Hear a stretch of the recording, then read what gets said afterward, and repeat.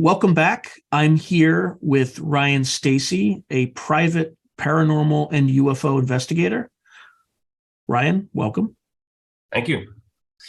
Hello. So, to kind of just get started, can you talk a little bit about how you got into this business? Well, I'm a licensed private investigator. I own and operate a company called Blacklight Investigative and Surveillance Services in Ontario, Canada. When I started that business, I had an interest in the paranormal beforehand. So I've always did the paranormal investigations as a kid growing up and all these other things like X-Files and whatnot. But when I created my business, I had this idea of using the investigation skills to continue investigating the paranormal. So I had a division called Blacklight Uncharted. And I semi-marketed that at the beginning, part of my original marketing plan to get in to do some things. Then eventually I came across a request for a client who believed that their son had been abducted by aliens. And I took the retainer, I interviewed, did all those things. Then when I did my investigation, I ended up learning that the son wasn't abducted by aliens. He just joined Scientology. So long story short, I located the individual, made the client happy. But in order to do that, I had to join these social media groups in these subculture areas until they surfaced, until ask questions and probe until this individual came up to try to get an idea of how to do that. So after that case was done, I stayed in these groups because I had an interest in it. And then somebody else had a complaint about not receiving a manual from an American company and being a fraud. So I piped up and said, hey, I'm a licensed investigator because I'm still looking for clients, right? Blah, blah, blah. How can I help you have that conversation? So it turns out that the manual they were talking about is the Field Investigative Manual from the Mutual UFO Network, so MUFON. So I followed those leads, went to MUFON headquarters, realized that there's a Canadian division, which I didn't know because I got redirected to Canada. So then I talked to an individual named Stu Bundy, and I learned that, okay, no, the customer is just complaining about a shipping issue because it's a Canadian purchase, but it comes from America. So it's a little bit delayed. So, okay, no problem. So, I mediate that and the guy's happy. But then now I'm in this UFO ring and Stu says to me, she's like, so you're an investigator for real? And he's like, yeah. And he's like, so what do you think about UFOs? And I said, aren't those like just secret government machines? And we had a laugh about that. And then he said, if he gave me the manual and didn't charge me for it, if I would consider volunteering. And then I said, sure, no problem. I looked into it. It was like an easy course to do, and I did it. And then I was stuck with MUFON from 2015 to 2018 eventually. I got into the UFO circuit. Then I became independent. And there's a big story behind all that, but I'm just skipping to the side. Yeah. So I was so my career with MUFON was just a regular field investigator. And then I moved up to the national chief investigator for MUFON Canada. And then I became the director of field investigating training for MUFON National. So I was responsible for teaching everyone within MUFON how to investigate UFOs and update the manuals and do all that other stuff because of my background in investigations. And then I eventually got removed from the organization because I started to realize that behind the scenes and there was some criminal activity in place. And because I was aware of it, I had obligations to report it. And by reporting it, it made a lot of people upset, and therefore forced me out. And when I got forced out, I created the Experiencers Support Association. So along the way of that, some people don't know, part of MUFON has what's called an experiencer research team, or the abduction research group is what it used to be, ARG. I can't remember. So I was heavily involved with the abduction phenomenon because that, to me, I was working with the people and the way that it affected them. And I started to see some parallels between the way they describe their captors. And without these labels, I started to see some characteristics between the paranormal shadow figure and extraterrestrial contact because of the way they were described. They were sleeping. There's this sleep paralysis, which could be paranormal, but then it also could be technology that's used, right, on the science side. They appeared to be black and they had these shapes, but like all these things that look differently, but you couldn't tell that they couldn't see it because they were affected by this EMP pulse or they were affected by the sleep paralysis. So I started to realize that the experiencer in both spectrums may be having a UFO or paranormal experience simultaneously, just a little bit confused about how to process it because of the way that they've been separated from the get-go. And once I started to bring all the pieces together, I started to really dive into that. So when I left MUFON, I really didn't have an outlet to continue my work. And I had a personal experience that kind of gave me the idea around that. And I created the Experiencer Support Association with the focus on studying the people, how they're affected by the phenomenon, and providing them resources and support to at least acknowledge it or talk about it, and then at the same time privately connect them to the right people to help them live with it. And that comes from my background in security, and I'm used to triaging or dealing with de-escalating complaints before investigating. So transferable skills. Now, you talked about investigating UFO phenomena, abductions, experiencers, etc. What about the paranormal side? I know there's some overlap in those investigations. Would you do other investigations that are outside of that realm? Well, to me, paranormal is everything. So the word paranormal simply means not normal. So technicality, when you look at the root of the word, the etymology of the word UFOs, and is technically paranormal because it's not normal to have extraterrestrial craft flying in and out of our place, if that is indeed what the explanation is for it. If it's human, secret black budget programs, office, government run, all that other stuff, human in nature, then it wouldn't be paranormal. It's just unknown. It's classified. It's secret. So if you apply that extraterrestrial element to it, then it's under the paranormal bracket. So this paranormal group, as it's been communicated over the years, then you get into consciousness. So like that's parapsychology, but still within the paranormal side, the science part of studying the mind. The apparition part or the ghost part for me could be cause and effect of the host, so the human being trying to comprehend whether or not they are viewing this other place.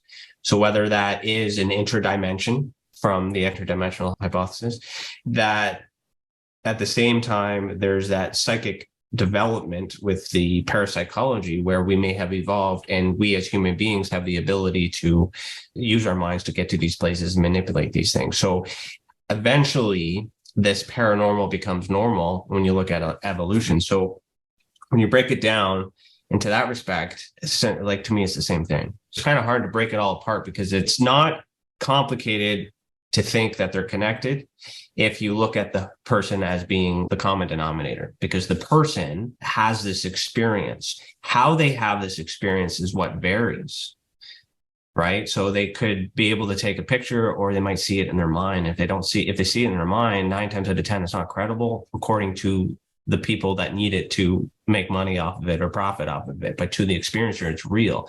You have memories of things all the time. When you work with the people going back and forth, the possibilities of this being UFO or this being extraterrestrial or this being paranormal, we kind of land in the middle where it could be suggested that perhaps contact with extraterrestrials started at an earlier age. And then through their walks of life, paranormal activity starts to happen. Then you get into their teenage years, you get that poltergeist phenomenon, but realizing that it may be actually you doing it because you are evolving and puberty, all those other elements that are there. And then you get into your midlife where you're all of a sudden doing tarot cards and Reiki master, all this other stuff. And then in your final days, you're reading tea leaves and you're ready to go full blown psychic. And so when I investigate the experiencers, I get them to report every single experience that they have ever had in all the spectrums. And when I isolate every investigation, remove the ones that are identified and look at the ones that do that timeline, and that's when I start to see this pattern of what could be evolution. So to connect everything together, maybe Roswell happened, or even further back, a whole bunch of things happened. They're contacting, they've manipulated us, and they haven't done anything for a while. And what we're experiencing now, 80 years later, is the evolution of the change. And now we're becoming more spiritual, more able to do all these things. But the issue with that is we don't have any guidance, we don't have any regulation, we don't have any confirmation. We're just doing it on our own with the intention of trying to spread light in the world. That's where you get those light workers coming in with these things, right? So that's like a sociological evolution of the paranormal as well, but not reinforced by fact, because we still don't have answers from our government to confirm that's the way it is, right?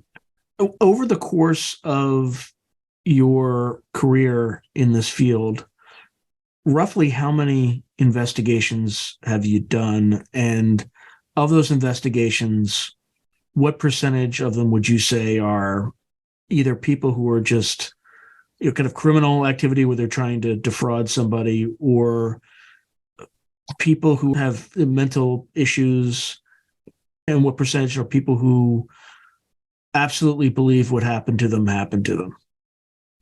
And then within that subset, how often do you find actual physical evidence? Okay, I made a list there. There was a lot of questions. Yeah. I tried to handle it all at once. I didn't want to surprise you. The overall cases that I've investigated before I left MUFON, it was close to 1,200 cases, open and closed. I've since put out with TESA, I'm into year 5 now. Every year on average, there's about 400 cases, so 4, 8, 16 plus 12. So what's my math there? 2,800 cases in the last 7 years that I've opened and then closed.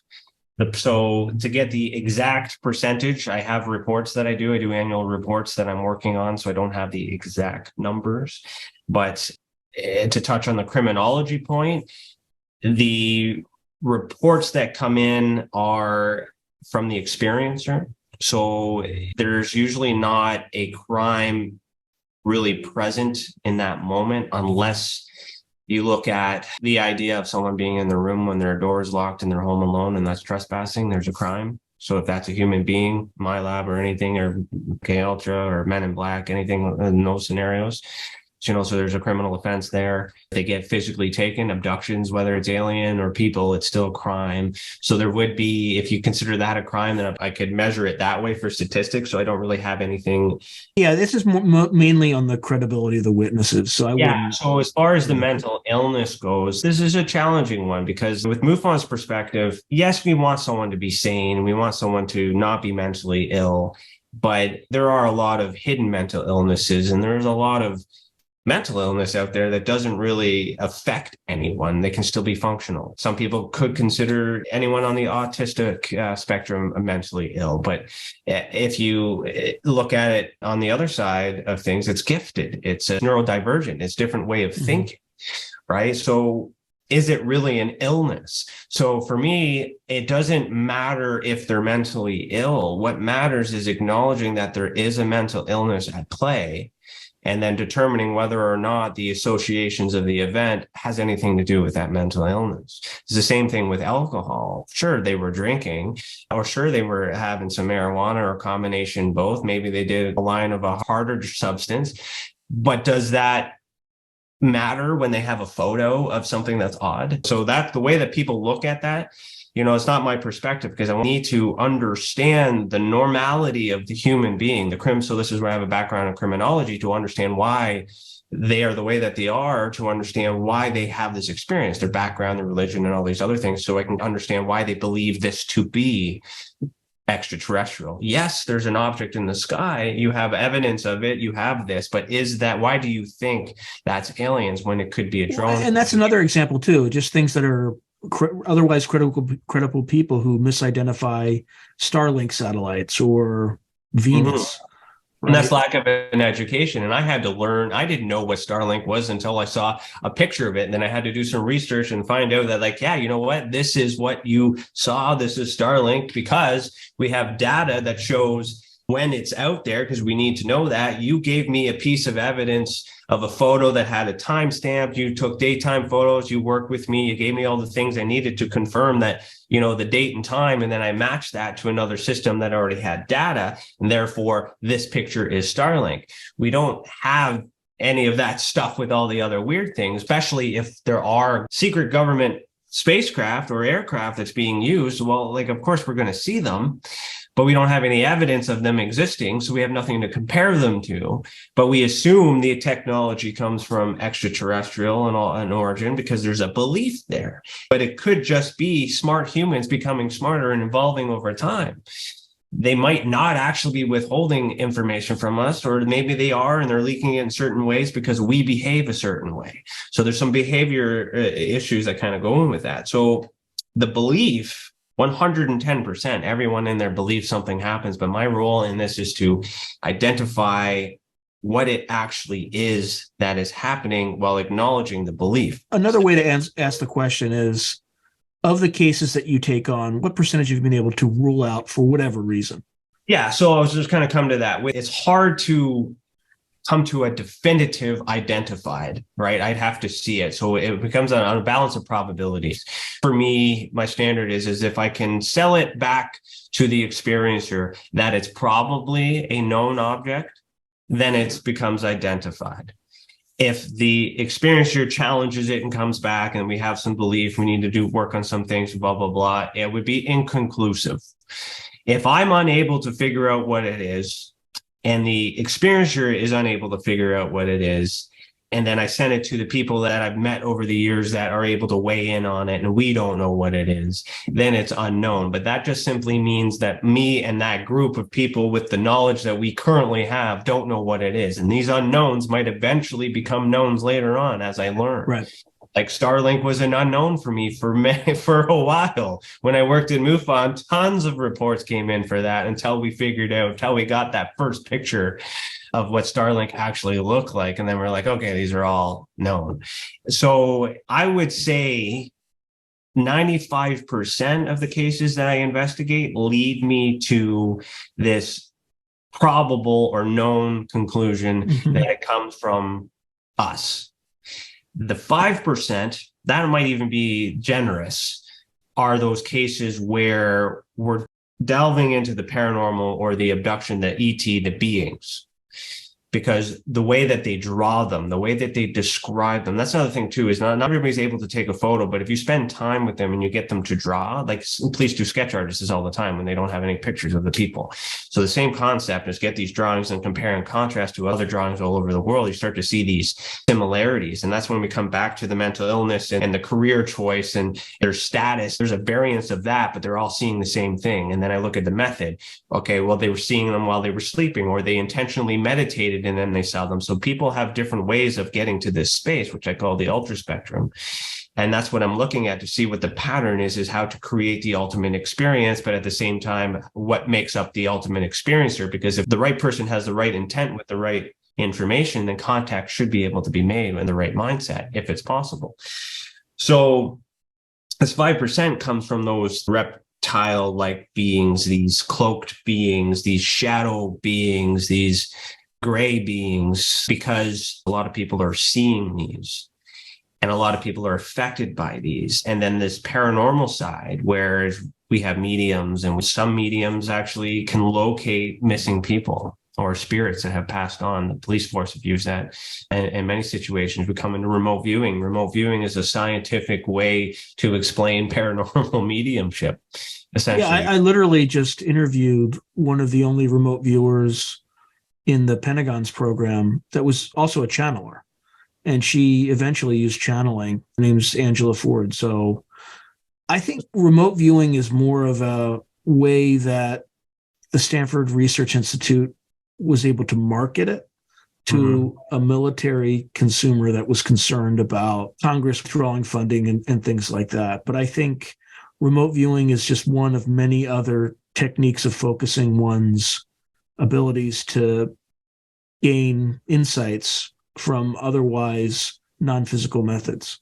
The history of that is they had to know that it was possible. There's evidence of them testing the mind, breaking the mind, and doing all this other stuff back in the Cold War, all the wars, any of that stuff, depending on what topic you want to get into. But there's evidence of them from research from ancient times that it's possible, and then they try it and then they learn it, and then all of a sudden they just stop talking about it because they want to have control of it. But then 80 years pass, it's still happening. Now we know they're doing this remote viewing, and we're supposed to trust that. The government has people that have psychic abilities that are able to see into any place in time, and we're supposed to trust that it's only being used for military purposes. They could be looking in my room right now. And so those people, even though they work for the government, have some sort of characteristic or genetic makeup that makes them like the experiencers that I'm working with on this level, the civilian level, if you will. And I don't have the privilege of studying military experiencers, but I would bet that all the data that I have on these experiencers would compare to them because they're a human being. same blood type, same zodiac sign, same eye color, same background. Since there is a pattern of those who claim to have psychic ability. Yeah, let's actually go into that, because that's actually an intriguing statement. So as you look at that 5%, and again, we're fully acknowledging that there may be a mundane explanation for some subset of those that we just don't know yet, like I'll have the Starlink example. Of that subset, what are some of the commonalities about those experiencers? So I have a 4-year study that I'm working on. 2 years have already been done. So I'm banking off of the data that I remember from 2 years ago that's already been tallied. But majority of the experiencers are female. Majority of the experiencers share the blood type AB, whether that's positive or negative, or A, which is interesting for me because a lot of people consider the O blood to be the alien blood. But, I thought O was just universal donor. But it's universal for us. But I mean, there's some theories that RH negative is actually terrestrial in origin, and specifically the O comes from Anunnaki and Sumerian way back from the day. So I found it. Aren't most people O? I don't know. I have never looked into that. I think it's rare. Like I'm O. I'm an O positive. My wife is O negative. So she's the universal blood because she can give to everyone, but she needs only O negative to give to herself. Right. So I think it might be popular, but I mean, there's not enough O negatives. Depends. I don't know. I'm not a blood expert, but anyways. Okay. But so, AB is the A and the AB. So I'm going to emphasis on the A. The A blood type seems to be a pattern with those who have these experiences. Contact age usually starts around 7 to 8, and then there's evolution whenever they realize things like that. The other pattern too seems to be blonde hair, blue eyes, seems to be a common trend. Now, this data is based on my opinion on whether or not these people have the ability to actually do what they claim. So there's a lot of extensive investigation work where I pretty well have ruled everything out as a possibility. The things that they're doing with it could be coincidental or circumstantial, but there's some supporting evidence to suggest that maybe it came from a divine source, because there's other witness testimonies that have lack of evidence. Plus, I have some particular interest in understanding that. So when I group them in these categories, just basically a best guess. But now that I have 2 more years and I'm going to add to the study and put that out I haven't made that report public yet. I'm hoping to fine tune that. And then once I fine tune that, the next stage would be to group these people together and actually see if they can manipulate these things in the way that they do it. Because the other variance that I'm seeing between not just the race, the eye color, so the genetic structure, basically, the variance is the method. So I'm also learning that, this experiencer type, we'll put them in this group that has all this criteria. Within that subset, some people meditate and they make contact. Some people use a CE5 and they contact. Some people do a seance and they contact. Some people use different types of methods to control their mind, to use their mind to go and do these things. So these are different types of tools that are used to get to this same place. And some work for others, some don't work for others. But what's interesting is that these people use different methods, but they're seeing or describing very similar things. They're all seeing these, when they do these things, they're seeing these beings, they're seeing these spaceships, they're seeing these things that they shouldn't be seeing. Now, how much of that is imagination? How much of that is fact and reality? When you have that group, right, you can do that compare and contrast, and then you can ask yourself, like, how likely is these people able to describe or see the same thing in this way? Because with I do my investigative process with them individually, I know they're not connected with each other because I protect their information for confidentiality reasons. But when I have all this information and this data together, I see that pattern, and you start to believe it being something else. It's possible, but is it in a dream state? Is it interdimensional? That's a whole higher level of understanding where I'm hoping that once I get my research table where I'm able to scientifically prove it, that some of these people are confident enough to come forward into the public sense, so that way the scientists can actually study that and validate it. Right. So a lot of my work is done in private because that trust is earned. But what other commonalities do these folks tend to have? Trauma throughout their lives seems to activate the psychic ability. I think it could possibly be a defense mechanism. Like Carrie's movie for telekinesis, right? She goes through trauma and then all of a sudden she develops these abilities, and then there's a fear response and she's using it and she becomes this monster and blah, blah, blah. Well, you're familiar with Lynn Buchanan, right? I'm familiar with the name. He had a experience at NATO Okay. in Augsburg, Germany, where they had a classified communications node, basically a SCIF, right? Okay. Special compartmented information facility. And he had to give a presentation to a bunch of NATO generals. And one of his colleagues screwed him publicly, made his presentation fail. And he got so angry that he took out all of the SCIFs in Europe.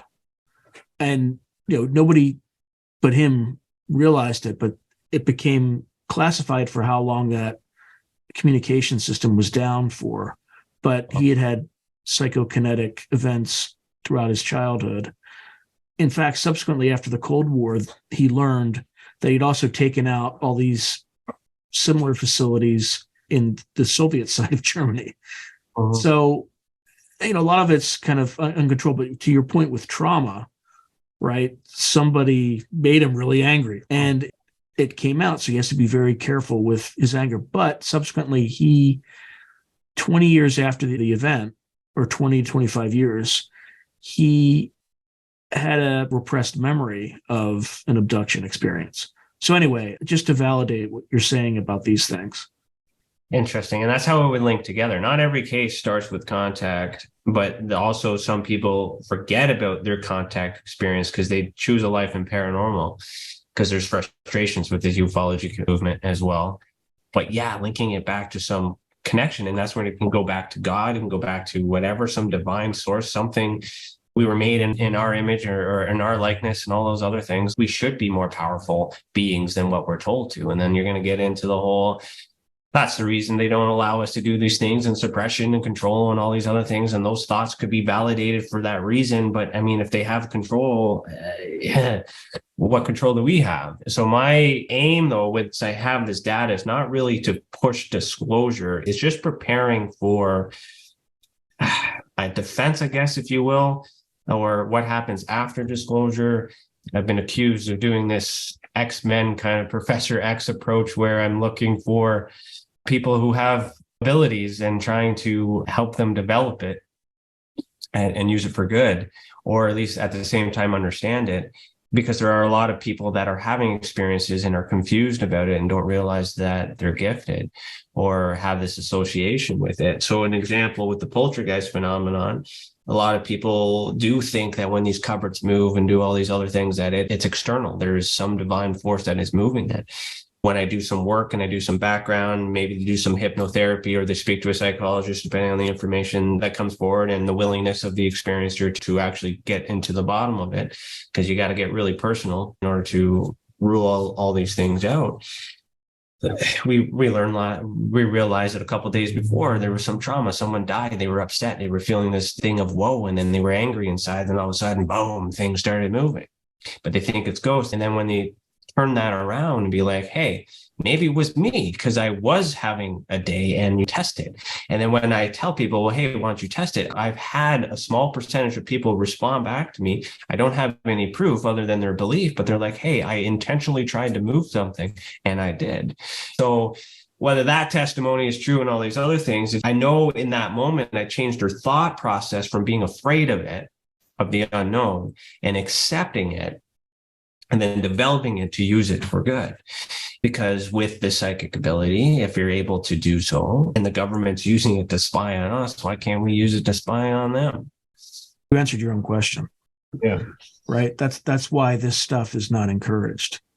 Because people are unpredictable, and there's so many things, and you have to ask the end game. and we don't know the end game for sure, or we just choose not to believe it. Like, we don't trust our governments with some things, but what can we trust our governments with? Can we trust Nothing. them Next question. with nothing? Not for the last decade. Oh. After what we've learned about what's going on in Twitter, as an example, where you had the FBI and DHS directly banning accounts, I don't think anyone in the United States who's following any of this is going to trust our government for the next 3 generations. I have zero trust in our government. There are so many different social issues that are going on that need to be suppressed. That makes ufology and paranormal like the 1% of their problem. So there's a lot of need to regulate, because we've had a lot of freedom and our population has grown so much that we're lacking resources and all these other things. So the evidence is there that something needs to be contained in order to survive. But they know the end game, we don't. So when all these things start to happen, creates this paranoia, because maybe they have control, they know what's going on, they don't want to tell us, but yet we're evolving, we're getting smarter, we're understanding, and we're revolting.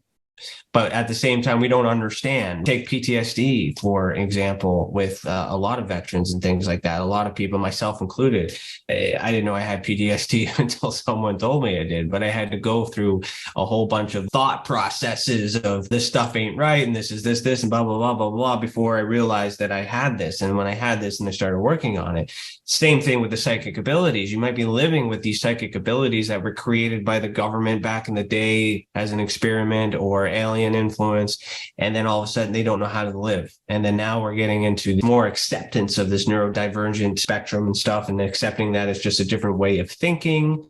But that could be the paranormal not being paranormal anymore. That just be this new age of evolution. Now, is this evolution organic based on how we were created from monkeys? Or is this evolution based on the extraterrestrial influence way back in? Or it might not be evolution. It might be the rediscovery of abilities that have been suppressed for thousands of years. And that's why I think it's so dangerous that the government is not having a dialogue, because people are fed up and they're starting to do some of this stuff on their own. And here's the thing. You hear all these things about positive intent and things like that I'm assuming in many of your experiencer interviews, potentially. But without the information, we don't know. We could be knocking on doors that we don't want opened. Right. And if the government doesn't provide any guidance or come out with something. See, there's possible scenarios with that. I've often asked that too. Either A, they're familiar with it and they're just hoping that we don't, like the Tower of Babel scenario, we don't build another tower that they have to destroy and separate us again. Or they don't know what it is and they have no control of it. But in order to keep control of us, they need us to at least believe that they're useful. I think that's the most likely scenario, by the way, but keep going. Yeah. Or they're waiting for us to evolve so there's more of us than them, so then we take it back. So, and that is something that they can encourage. It might be something that they want, but it has to happen. And that's why we get these. Yeah, or it could be darker than that. It could be that it's a multi-generational invasion and they're trying to replace proto Homo sapiens with a hybrid species. Again, I don't believe that. There would have to be a subset government. That's where the idea of the deep state or the dark government, shadow governments, all these ideas of a government controlling the government might not even be another government. It could be extraterrestrials. But if the extraterrestrials could be good and bad, and then you get into that mix of good ones interfering, because then you got angels and demons, which it could be just good aliens and bad aliens, or an alien. Or they could be angels and demons, right? Right. In other words, a good choice or a bad choice. What's the difference? Just like humans. And by aliens and demons, I'm not saying in terms of like spirituality. It could just be another word for an interdimensional entity, right? I don't know. Obviously, have a lot of questions, but I'm willing to listen to what people experience. So when you're talking to experiencers, do they universally tend to attribute positive intent to the entities that they encounter, or is it a mix? Yeah, so intent is a good word to use, because that's a lot of the things too, especially with the being observed phenomenon. Here's the scene. You're by yourself, you're alone, doors are locked, you wake up, there's an extraterrestrial standing at the edge of your bed. That induces fear. You think you're sleeping, you're afraid, you have these thoughts because it's weird. There's a risk there, but that being's not doing anything. So we don't actually have the intent of the reason for that being there, but it's scary. So the experiencer associates these negative thoughts because there's questions that are unanswered and they believe that they saw something. And that's just simply that. But do we know if the being even sees you or knows that you're there? So when we get intent is when we get into this abduction part where there was an intent, you see it, then something happens, residual evidence, something's left behind. That's human characteristics as well. So that could be a human. And another thing with intent, if you take a seance, for an example, we're intentionally trying to create a rift into this dimension to the other dimension or whatever to make contact. What does that look like on the other side to them? That could be poltergeist activity to them, right? And how do we know if that's actually in another place or just another place on Earth? So when we look at meditation as an element here, I use this as an example. I'm someone who identifies as a light worker, and what I want to do daily is meditate and send out positive words. So I do that. Meanwhile, somewhere else on the other side of the world, someone is ending their day and they're about to pray at the end of their bed and they're asking God for the answers. The same time, simultaneously, I'm putting positive thoughts out. They're opening their mind up to receive, and they receive answers. It's just as possible as they receive my positive intention from this space in time to give them the answers. And then they go on and do their day, but they believe it to be God because they asked for it and they got a response simultaneously. So in order, right. And that could be your higher self. It could be any. It could be some entity outside of yourself. Who knows? And if we focus more on us being those beings and accepting the fact that we have the ability to do more, then we can evolve and move into this next direction. So that's when we come back to the intent. Do they suppress this information so we could figure it out on our own? Or are we starting to figure it out on our own and now they want to have control of that because they've left us alone for too long? Another way to set that example is my analysis of this whole ufology movement in the United States right now. So following this for as long as I have and understanding how the government is a business, with these Tic Tac videos, whether they're UFO or the Nimitz, any of those significant encounters, whether those are bona fide extraterrestrial crafts or secret technology, whatever that explanation is, doesn't change. Or some rare natural phenomena that we don't understand. Right. And I'm not saying it's that, but no, but if we focus on how it came to surface. So it was classified information that was recorded, that was meant to be protected, and that got leaked, that was given. Someone broke chain of command, did something illegal, got it out to the public, then it came to the public, then it went to the paper got their hands on it, then it went over, people made all their money about it, and then created a big noise and a big buzz on the president of the United States at the time. So it's like we got all these things. We got war in Ukraine, we got this, we got all this other stuff going on, and now we got to deal with UFOs, right? So the human element in that is like, well, we need to nip that in the bud. So what do we do? Well, what do they want? Let's regulate it. Let's create a division in which we can funnel all this stuff in here, not to help the people, but to make sure that this leak of information doesn't happen again. Because what if that was a private technology used to defend against war, and all of a sudden our adversaries are aware of that? There's a need to protect these secrets. There's absolutely a need to do that. But what has happened is a human being at some point decided to say, screw this, I'm releasing this for profit.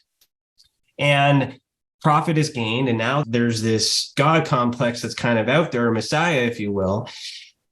It could be right, but also could be wrong. And because there's so many people with this belief thinking and associating this evidence as being this because of all this other mess that's happening. But meanwhile, and we've talked about this before we started the interview, is it's not likely that the government is going to give us the answers, but what they're doing is they're controlling the information so that way this mess never happens again. And if they're going to control this, then that must mean they have control of the narrative, which means they either own it or they're working in tandem with the people that do, and they're now aware that they need to test their stuff somewhere else away from us so we don't see it. And if we're in an extreme scenario, they're working with the entities.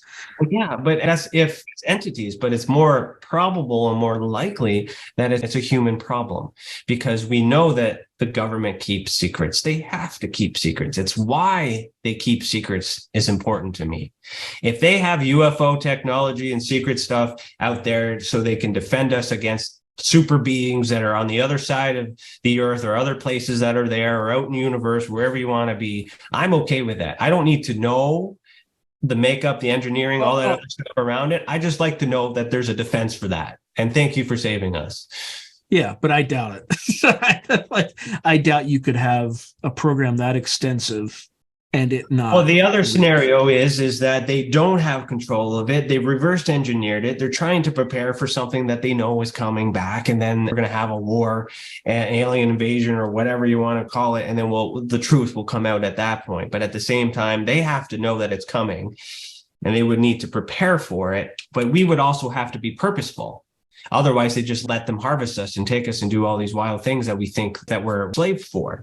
So there is a need for us, but what are we funding? What are we working for? You know, get into the pandemic, you start to realize what an essential service is. And those are the fundamental businesses that are needed to keep the war going, to get, minerals and all these other things to keep certain things going. So there is an end game, and there is a certain minimum criteria that was kind of exposed through all of this to show what was really important when shit hits the fan. And none of this paranormal and artsy-fartsy creative stuff is essential to sustaining life. So the problem that we have there is there's a lot of us like that want to spread the life, because in order to work for the government, there's a lot of trauma, there's a lot of pain, there's a lot of suffering, because we don't know what we're doing it for, because we're trying to take care of each other at our homes. We have these own little universes. And so the spiritual side of things could be the balance. But if there is a war between extraterrestrials and us, then there would be good ones and bad ones. So perhaps the good ones are the ones that are putting these positive thoughts or enhancing these abilities to prepare the human beings to defend against this. We got to have a defense. This is Earth, and if Earth is important and there's other planets out there and someone wants to come here and attack the planet, we're all euchred. That would make sense. But again, theory, it's all theory, because the government's not giving us answers. And here's the other thing too, is there's a lot that comes with that. To say that these unidentified flying objects that you've seen in these videos have extraterrestrial origins. Many people will imply that ghosts exist, Bigfoot exists, the earth could be flat, like all these different things that they think all of a sudden become real because they say that one exists. So in order for the government to explain that UFOs exist, they have to explain how all of these other ones don't exist or do exist as well. So it's more probable that the government is not going to do anything, not because it doesn't exist, it's because there's more important things to worry about. And because there's more important things to worry about, then the threat should be low, unless the government is intending to harm us. And there's nothing we can do about it because we're stuck. No, that's never happened in history. Well, no, it's always happened, you know. Exactly. But I mean, is that just humans fighting humans? Like the aliens existed, where are they now? Are they in control? Like there's so many things. So I investigate all phenomenons for context to find the truth or what's likely to be true in all of it and try to bring it together. And that's why I always land in this human faction. Now, what's the most common entity that has been reported? Or what are the most common? I'm in this phase where I'm trying to eliminate the current labels. So I say beings, observers, or entities, but the common archetype would be the gray alien, the reptilians. There are still these Nordic type beings. And that's an interesting being. That means they just come from the north, and we don't have access to the North Pole as much as we don't have access to Antarctica. But then that's another rabbit hole to go down. But if these Nordic beings reside up there, these are just different races from different places. The shadow figures are common. The red eyes tend to be a common trait. There's these cloaks that I think that are interesting.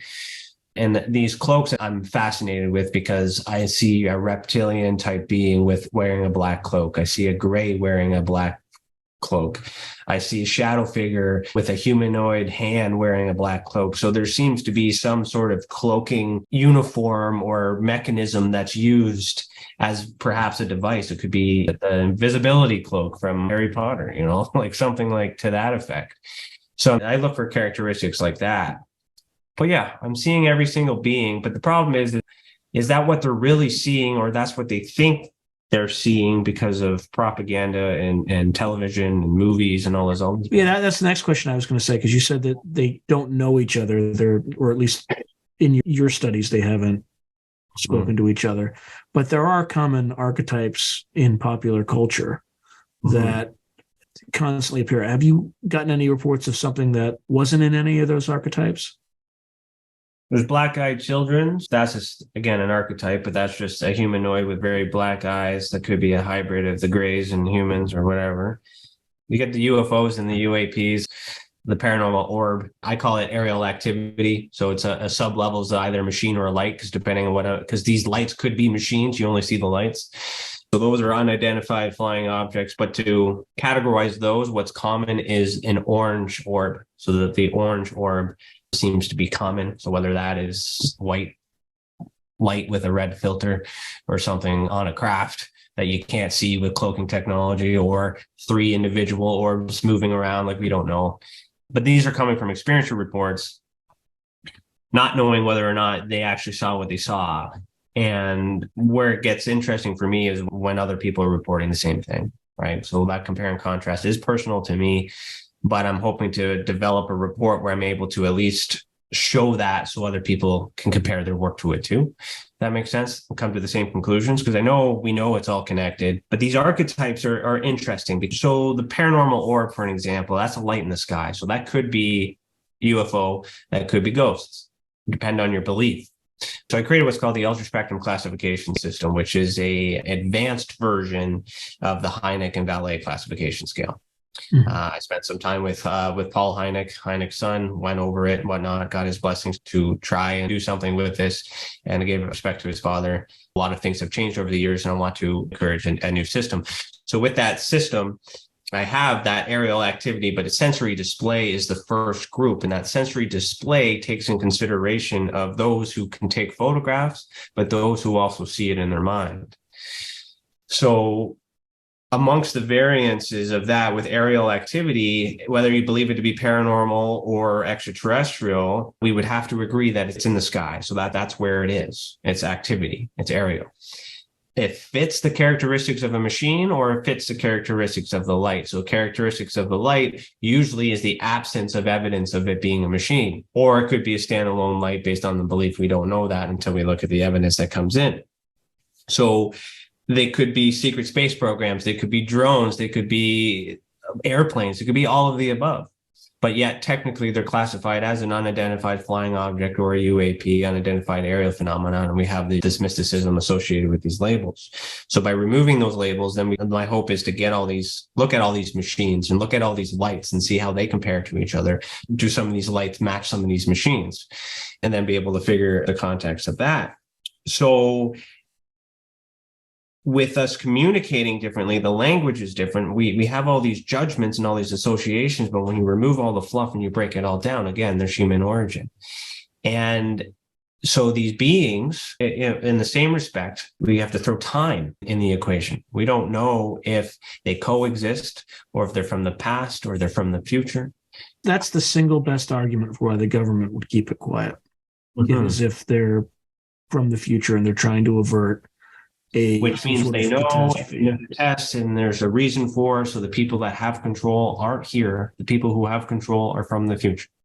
And also, maybe it will screw things up and divert the timeline in a catastrophic way if too many people know. I don't know. They're all theories until we as a general public know about it, but someone has to know about it. They may not be theory to the government. They may be fact. So if we believe these theories to be true, then yeah, time travel exists. Yes, we're in a domed earth and we're controlled. And yes, there's species from other lands, and there's Bigfoot on certain places, and all these things would have to exist. But when and where? The why and the how is what everyone's been fighting for all these years. But it's the where and the when that I think we need to figure out. Speaking of the when, in the investigations that you've done, is there a particular time of year or time of day when these sightings are most prevalent? These experiences? I do measure that. I don't have it off the top of my head, but the paranormal side typically in the night, and the UFO stuff, I investigate the UFOs two different ways. I investigate the civilian daily occurrence reports from our Transport Canada. So I do government and aircraft sightings that get reported, and I do freedom of information requests for that. So those UFO sightings from pilots typically happen more in the day. But the UFO sightings that come from the civilians typically are during the night. And I think with the mask of night, that makes it really hard to consider satellites or to consider planes and all these other things, because you just see the light moving around and you can't see anything else. So these daytime sightings also are interesting with these pilot reported crafts. Could be drones, but some of these descriptions on a military report that I have on Canadian Forces Base Moose Jaw, they described an orange ball of light over a military base, but that was at nighttime as well. But when they see these daytime sightings with balls of light, interesting me, because if it was a machine, you would see the machine as well as the balls of light. We need more daytime sightings. We're usually distracted socially throughout the day. We're looking down, we're not focusing, right? Then we finish our day job, we go home, we relax, the sun sets, and then we go and take the dog for a walk, or we go and have our smokes, and then we look up and then we see these things. That's the typical pattern or the journey of an experiencer before they make a report, right? Not studying, unless you're an astronaut or a scientist in space astronomy or whatever, you're not going to be able to tell all that other stuff.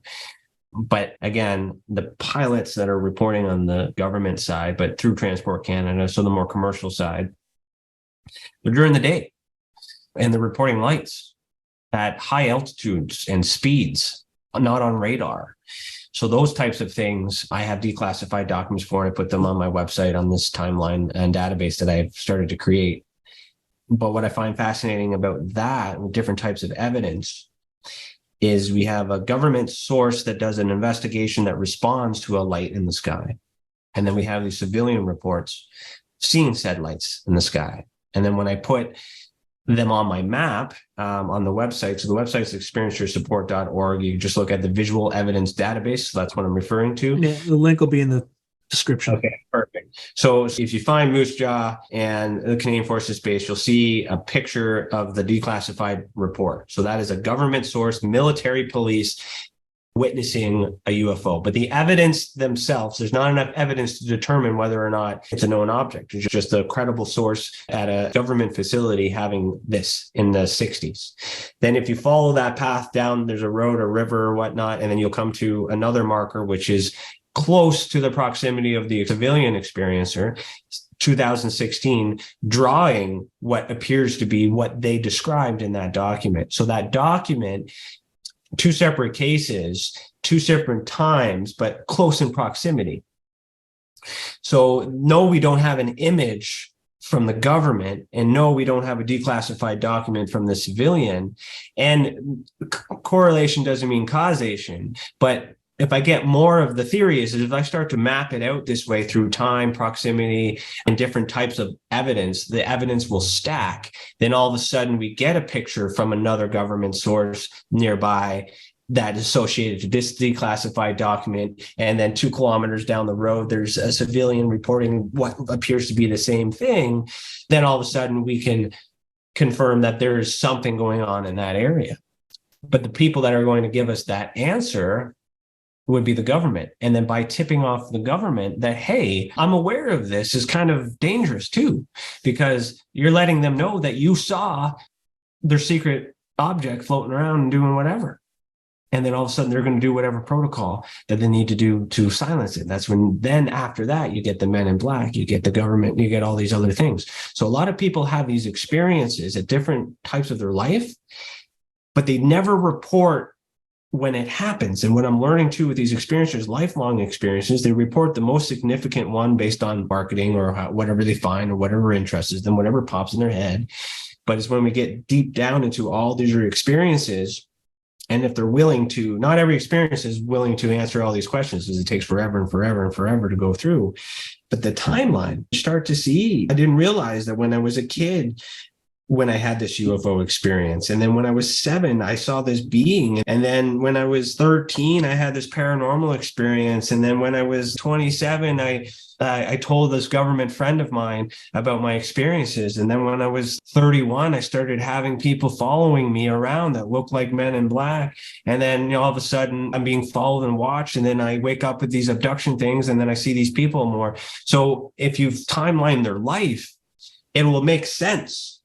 But when they report, they don't consider all these things connected. And that's because from birth, paranormal and UFO have been separated. And all these conspiracies are separated. And when I bring them all back together, it makes sense, but it all links back to the government.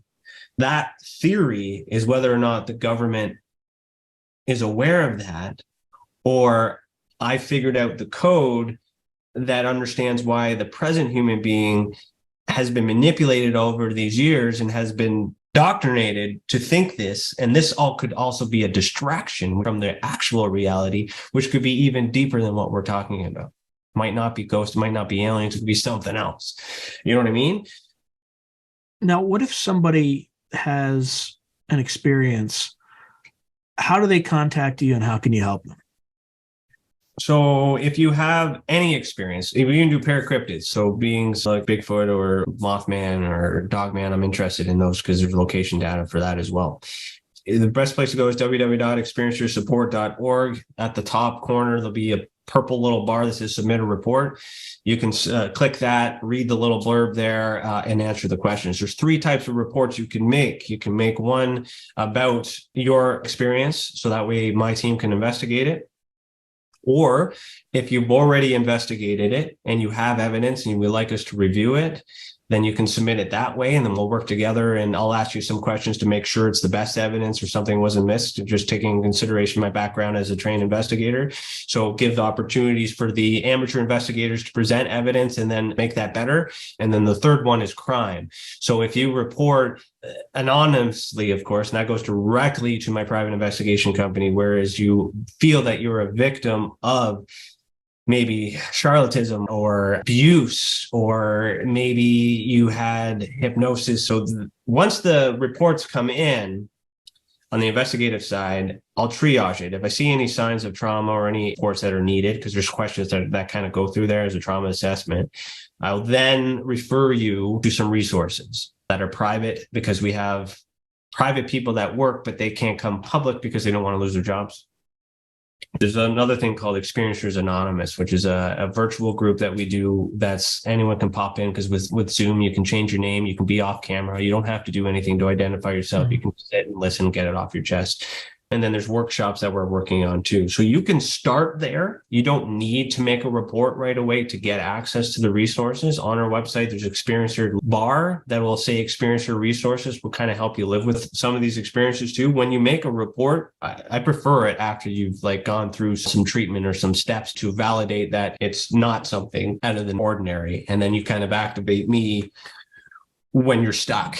Because I spent a career with MUFON teaching people what the little purple light is or blue light is that's moving around when you're taking a photograph of the moon or the sun, which is just a light refraction. So I just want to emphasize, report to me, but report to me when you got something, or you don't know, and then I'll teach you. It's fine too. But... All right, Ryan. Well, it was definitely a pleasure, and I look forward to many future discussions. Thank you. If you enjoyed this video, hit like and subscribe, and I'll see you next time.